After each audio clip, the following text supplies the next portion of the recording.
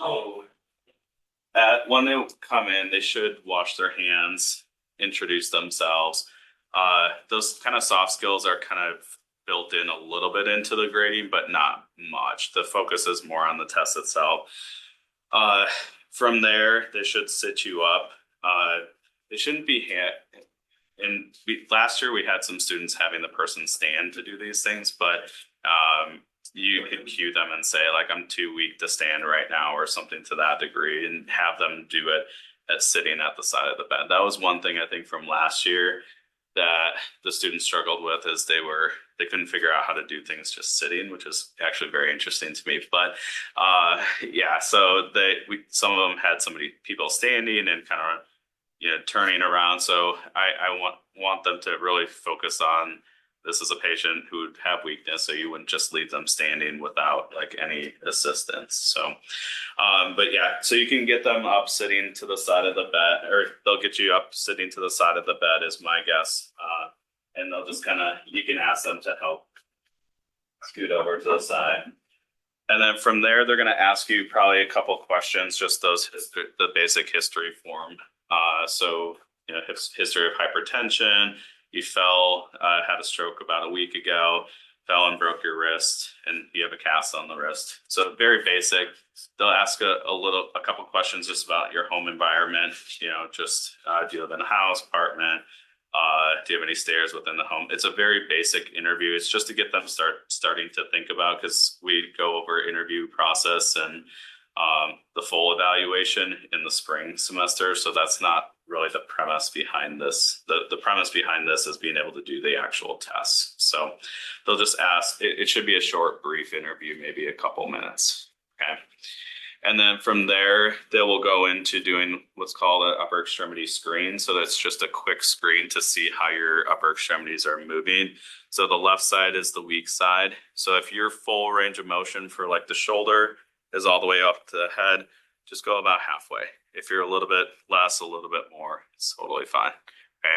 If it's when they ask you to go forward, you go about halfway. So come up to about halfway, and they're going to ask you to do it with both arms. So if your other arm is affected, that's totally fine. But just make sure that left side stays at about halfway.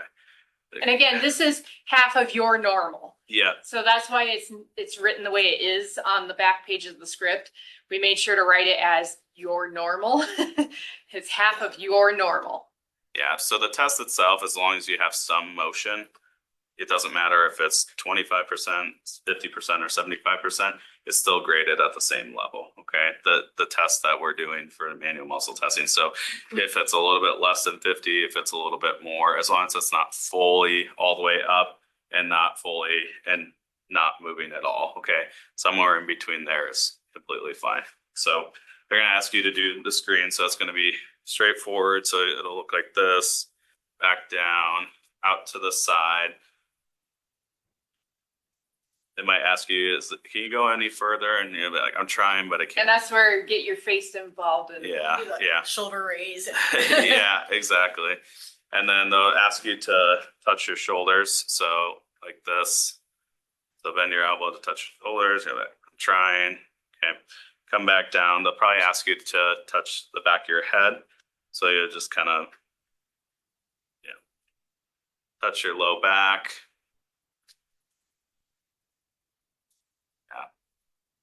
And then they'll probably ask you wrist up, wrist down. And remember, your wrist is immobile. I was bending mine without even thinking about it, but you don't have the wrap to help. So you'll have the wrap. So they should say for the wrist, just do the right side. So don't focus, because you have the cast on, don't do the left side. If they prompt you to do it, that's when you say, I can't, it hurts too much. Yeah. Okay, so that you can prompt them. If they push you through it, or if they take off the cast, that's an automatic fail for them. So if they go to take it off, just tell them that's a cast. Yeah, the doctor told me to leave that on, or something to that. They should not do that. I've trained them hopefully to not do that, but who knows? Sometimes you get things happen. So anyway, yeah, and then they'll probably ask you to touch every one of your fingers to your thumb, so you can kind of. That one's fine if you do like the full range. With the hand, you can just go a little bit slower. And really, if your wrist is hurting, just think about you're moving it slightly, but it doesn't quite get there on the left hand. So that's the screen. So that's just a quick screen for them to do. And then they have 6 tests that they'll have to do. And all of them should have the same test, except for the final one will be a little bit different just because we only have 8 dynamometers or the pieces of equipment to test your grip. So some of them will do grip strength, some of them might do pinch strength, but the first 5 tests are all the same for every student. So they will ask you to bring your shoulder out to the side and overhead. So the left shoulder, not the right. So it'll just be one side. And so you just go about halfway. They'll have a goniometer. It'll look a lot bigger than this, but it's just this little thing. They'll be kind of behind you and measuring.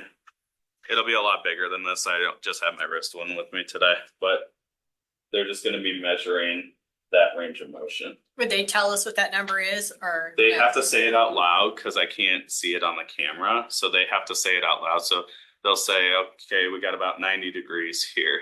So, so that's the first test. Very quick, very easy. Next one is going to be that elbow flexion. So bending the elbow. So you just come up to about halfway here. And then same thing. They're just going to be, have that off to the side here and measure it. And then they'll say, okay, I got about 50 degrees. They do have to show the goniometer to the camera because I can't see it on the camera. So that's one thing, a little caveat about this. So don't get weirded out when they're doing this in the chair. They're actually showing it to I the would camera. tell them to go for the wall camera. The wall camera? Yeah, because that'll make it closer for you. Okay. Because it's Okay. down, lower. Yeah, instead of- okay. Yeah, I'll tell them to go off to the wall camera. Yeah. So they are verbalizing some of the things, mostly because I can't see the small numbers on this. So it might sound like they're talking a little too much about the test itself. That's just for their grading because I need to be able to know that they're doing it appropriately. Okay. So if they use like medical terms where they're saying, I'm putting the goniometer on the humerus and the midway through the forearm, that's only for me. That's not for, so don't downgrade So them just on like that. normal, if they're talking directly to you, they should be defining medical terms. If they're just talking out loud, know that it's for the camera. Yep. Doctor, question, if they were explaining it to me as a patient, what would that sound like? So for shoulder, the first one, I usually say it's like doing a jumping jack. So our goal for doing the jumping jack is to get your arm all the way up towards the ceiling. So you're up at about halfway right now. That's how I would describe it. So our goal is to get up all the way overhead. So that's about 180 degrees. We're at about 90, which is halfway. Yep. Next one, same with the elbow. Our goal is to be able to touch our shoulder when we bend our elbow. And so you got about 60 degrees. So our goal is to get about 150 degrees with this. You got about 90 degrees. So you got a little ways to go. So they should say like that's usually due to muscle. In this case, that's muscle weakness. It could be stiffness if you had a fracture or something to that degree. In this case, it's due to weakness. Yeah. So they might describe it as, oh, it looks like you have some weakness in that arm. Can you go any further? And you can just say, no, this is as far as I can go. I'm trying. Yes. Last one for the goniometer is hip. So if they are looking at it, they might have you do this one first just because you're laying down. And the test is done laying down. So if they want to be efficient, they would just do this one laying down. My guess is they probably won't catch it right away, so they'll have you kind of lay back down. Unfortunately, that's just the way the test goes. So with this one, it's hip flexion. So the goal is to bring the knee kind of up towards the chest. So about halfway is just about there. So just kind of bend your knee. So full range of motion would be kind of bringing the knee all the way like that. So our goal is at the hip, not at the knee. So just a reminder with this one, the goal is not really at the knee. The goal is actually at the hip. So you can kind of just bring it to about here and just say, that's about as far as I can go. And so they'll have the measurement if it was on the right side, it would just look like that. Goniometer is going to be on the side. on the left side here. And that one, you know, since you're straining, you could kind of bounce your leg a little bit. Yeah, that's totally fine. Yep. As long as you get it up. Our goal really is just to get it up as much as we can. You know, that's our goal, but just not all the way up towards the chest. Okay. So if you think about how your hip goes to about 120, 130 degrees is right about here. Halfway would be about right here. As long as you get some between, I'm totally fine with it. If you're at 25%, 50%, that's fine. Even if it's 60, 70%, that's totally fine. Just no movement, not all the way to your chest. Okay. I don't even think I could get to my chest, to be honest. Okay. Should we be straining to move? Yeah, you can strain. Like, I mean, they'll probably ask you, like, can you go any further? And you're like, oh, I'm trying my best. And you kind of strain with your face a little bit. But that's as far as I can go. That's where I said, you know, if you show it on your face and you kind of have your leg bouncing a little, what I'm finding works is I'm actually engaging my muscles under here to stop it from going any farther. And that's actually what's making it bounce a little bit because I'm got that tense. I'm trying to go, but I can't. Yeah. And I'm making it where I can. Yeah. Is there a knee one also that I'm afraid that I might have my knee bent too far on what she's for the hip one to So to do the full hip range of motion, you actually bend the knee all the way. okay. So even if you the focus is on the hip joint itself. If you come up to here and you end up bending your knee and do that, that's fine. But Yeah. will they ever just have one where you're just measuring the knee only? Not that is a possibility. That's part of their list that they could do, but I didn't give it to them. So Okay, because I was yeah. afraid I'd move it too far on the hip one. Oh yeah, I see what you're No, saying. it's fine for the hip one, but it's not for the knee one. I see what you're saying. Yeah, don't worry about that. The knee is not part of their test. It's Okay. it's the shoulder, elbow, hip, and then another shoulder, and then grip strength. Okay. So next one, they would have you. Let's see. I would have you sitting up here. And again, these tests, they're written. You know, these are the tests by the textbook. In real practice, a lot of times we wouldn't be like turning people back and forth like this just because they would be too weak. So we like to teach them the textbook way to do it, and then they can cut corners later, right? So next one is shoulder flexion. So we're measuring muscle strength. So that the first three tests are muscle or joint motion. So just the amount of movement that they could get. The next three are focused on the strength itself. Okay.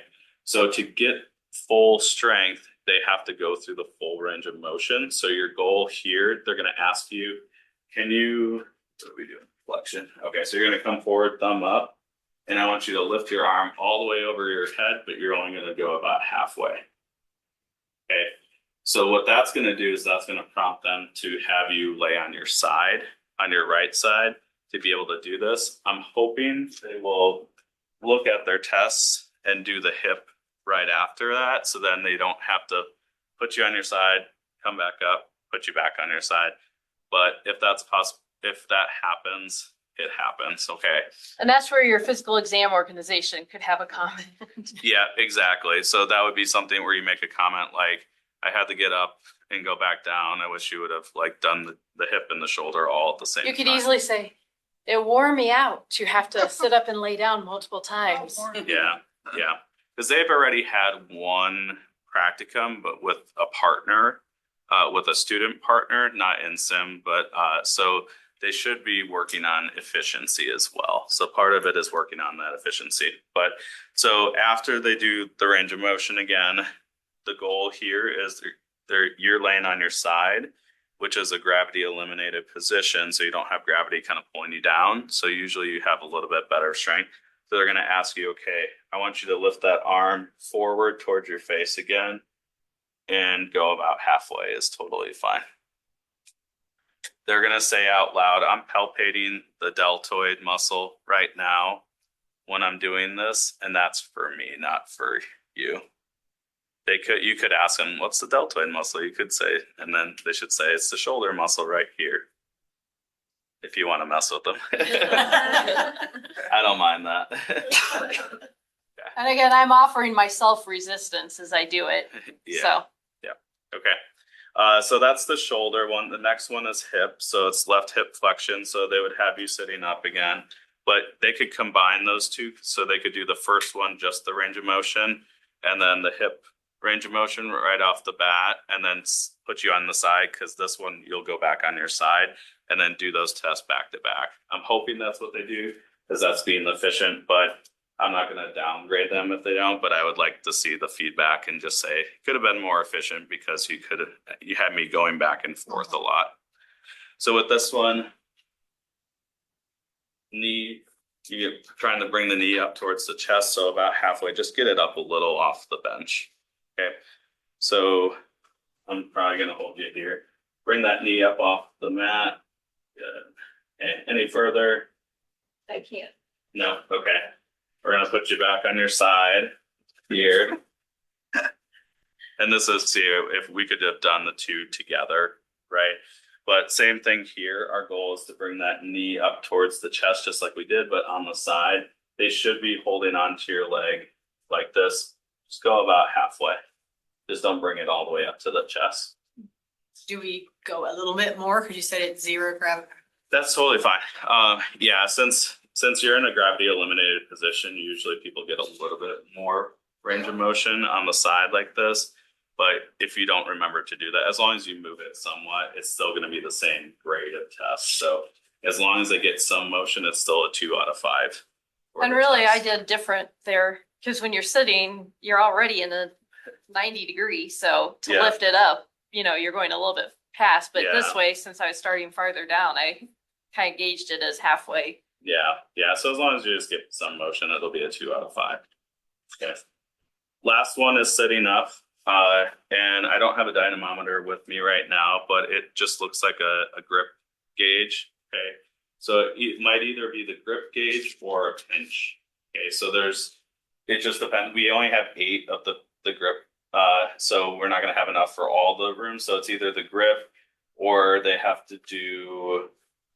So if you haven't used these, the grip, it looks like a handlebar that you're pulling that has a meter on the top. So they just have you squeezing it, and the pinch has a little plate that you're pinching this way, and it's got a little dial that's giving them the information. So it's either going to be something you're pinching this way or something you're squeezing this way. And so the pinch test that they're doing, it's not this one, it's this one here. It's any type of pinching is how it's. Yeah, and they'll describe it to you. So the grip one, you're just making a grip. So their test sheet says both.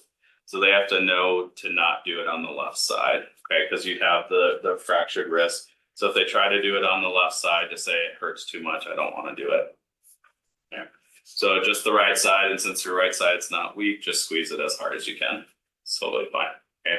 Same one with the pinch. You shouldn't be doing it on the left side. So if they try to do that pinch gauge on the left, you just say it hurts too much. I'm not supposed to do that, or something to that degree. And just do it on the right, and you can do full since your right side is fine. That's all the tests. Yep.